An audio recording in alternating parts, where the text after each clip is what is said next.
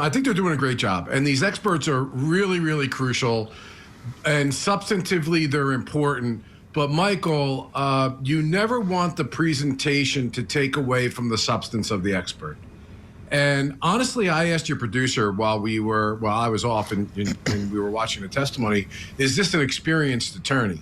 I don't think I've ever asked that question before. And I mean no disrespect to the gentleman, but the questions are unwieldy.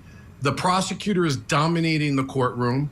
The prosecutor is being allowed to give speaking objections, which I would, in other words, he's not maintaining any control, and he's letting the prosecutor beat him up and make him look ineffective. And I don't think that that's a good strategy in front of the jury. So I'm sorry to take a little bit of a tangent here. We really don't know. This guy seems squared away. They're putting expert testimony on. Ultimately, that's what's most important. But boy, the presentation is confusing me a little bit. They're calling this guy out of turn to begin with. Now they can't get the conclusion they want because they haven't laid the proper foundation.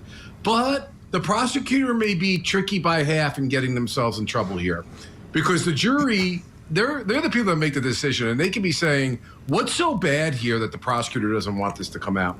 And so sometimes when I was a prosecutor, I back off objections because I know in the end they're going to be able to get the foundation, quote unquote. That's a technical thing for the most part. Very rarely is it going to preclude the testimony, but I may create a giant out of something that was just an ant.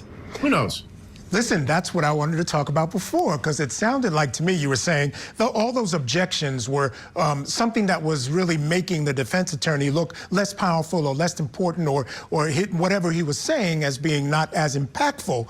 But I was going to say there's so many of them, and they've been so adamant about these objections, it would have the effect you're talking about, that it's actually highlighting some of this evidence that I was wondering if it might be something that you would consider drawing back on, because again, a lot of them didn't go anywhere. Eventually, they were able to overcome the objections and things moved on, but they became highlighted information. Yeah, I think you could. I don't think it has to be a binary choice here. I think it could be both things.